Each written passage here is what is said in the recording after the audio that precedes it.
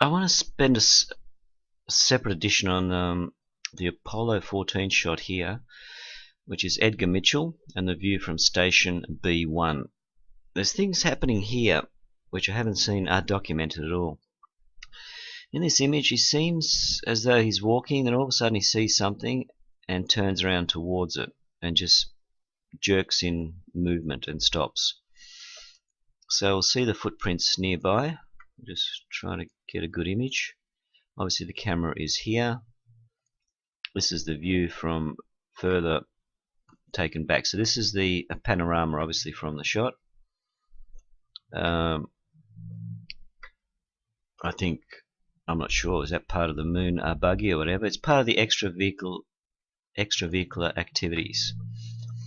Now I'll just zoom in and show you where that is. I'll exit the photo. We'll then go back in. So I've highlighted, obviously down there you can see Apollo 14, and I'll just show you what's happening down here. So the picture we have is this is station B. So obviously this is where they've landed. Annotated landing site of Apollo 14. They've got extravehicular activities, so I think they dragged that power station with them, and here they go walking around. So we've come up to this spot here, experiment station B. This is a spot where the picture was taken, right? So I'll just zoom in again and show you what was happening. Click onto that. So it's quite easy to see on your own at Google Moon. That's what we're going to click into. So it seems as though he sees something and he turns towards it. I haven't seen this documented anywhere or spoken about. That's why I was very surprised when I saw it. He turns towards it. You can see his footprints down there. So that's his current spot at the moment. I think that's part of a footprint there. So he hasn't gone further. So there's 1, 2. So he's heading that way. And he just stops and he turns. That's unusual rock formation down there, obviously. Now, just studies footprints. Let's go back to what he sees. And this picture might actually show 2 of these alien cameras or objects that are following them around. We've got something here he looks at. He has never spoken about this. There's no footprints leading towards it. Could it have been a jettison from a landing craft? Oxygen tank or something like that? As far as I know, they didn't jettison anything on the way down. It was too stressful, and they just focused on just trying to land upright without obviously tipping over anywhere. So what is this object here? There's no footprints leading towards it. There's no drag marks. If it was jettisoned, you would see drag marks there. Is this part of this? And this obviously seems suspended, that part there. I can't zoom in any more on this. But having said that, after finding that, by just going around it, we see there's something else there that seems to follow him. It's floating. It's not sitting down. There's no tracks that lead to this object. Yeah, obviously they couldn't travel that far. There it is. It's like a little camera buzzing around, actually viewing the whole thing. Keep an eye on them. There it is. I haven't seen this documented anywhere or actually photographed or spoken about by Edgar Mitchell. He actually went public at the UFO conferences and talked about his experience as a teenager in Roswell and hearing about the crash. Soon after his UFO announcements, NASA issued a court case against him that he stole a camera. He said it was actually given to him as a gift. He had to return that camera. So obviously they felt very harsh that he did speak about things that he was warned before not to. And I can understand NASA for doing that, because obviously he is an employee after all. We've got a little bright thing there, I'm not sure what that is. He understands state secrets, obviously, and the whole thing is not to scare the public, and it's hard enough for NSA and NASA to obviously deal with if there is the extraterrestrial issue about, scaring your average Joe Blow going to work and his children and things like that. This is a very unusual thing there too, very unusual rock formation. But we shouldn't concentrate on the rock formations or even look for little spots, UFOs on the horizon. What have we got here? What is it? Edgar Mitchell is still alive. I wouldn't mind if someone interviews him and asks him, Edgar, what did you see there? And was this part of a picture he then took? Obviously he had a camera in his hand, I think. So there it is. What is it? I hope anyone out there can give an explanation.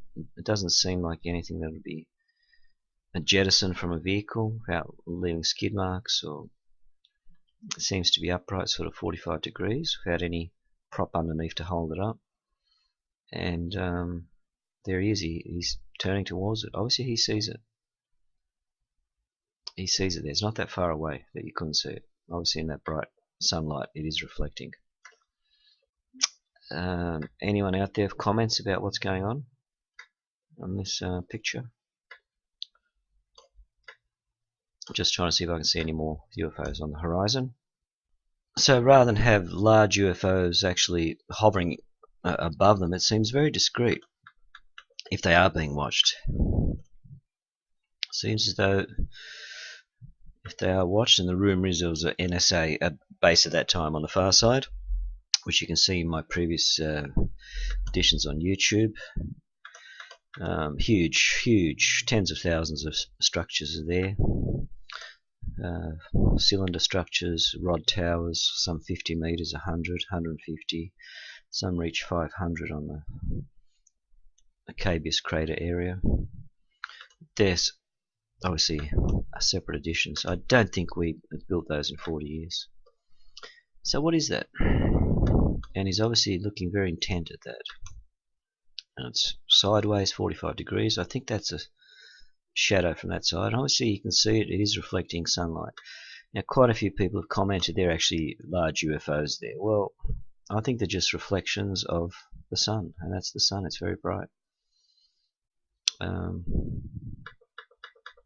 Why hasn't anyone else picked this up? I mean, I've scanned all the photos. I assume there's hundreds of thousands of NASA employees that have gone through these photos, and yet they're talking about everything these days.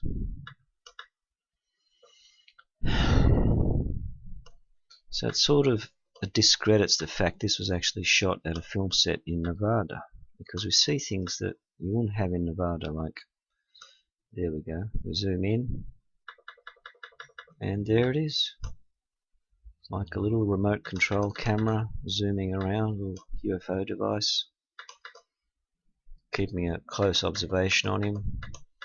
Not that close to be that obvious, but obviously from his vantage point there's an astronaut, I think, there as well taking the picture. I'm not sure who that one would be, I haven't researched it, but are they taking a picture of that? Could they have seen it from that position? Yes, it seems to reflect light. I assume you would see it from that position. It would just be like a ball that's pretty dark out there. There's not many artifacts like trees or stuff like that to obscure your vision. I think they would have seen that. And there it is. There's the money shot. Wow. Even I'm shocked that I found that. I haven't seen that mentioned anywhere. So I'll just start to Google Edgar Mitchell UFO sightings. Most of the sightings occurred as their craft went from the Earth to the Moon. All the Apollo astronauts observed being followed by bogies or UFOs. So it seemed as though they were being watched over. Wow.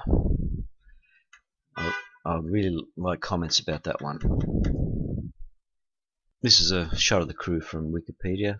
That's obviously Edgar Mitchell there, so I'm not sure which other astronaut was accompanying him during those pictures. I'll just refer to this website that I just googled now, Apollo Mission Conversations, a picture showing NASA cover-up. There's one there. Neil Armstrong stated a huge ball of light hovered over him for some time. The light to the right was described as huge. I think that's the one there.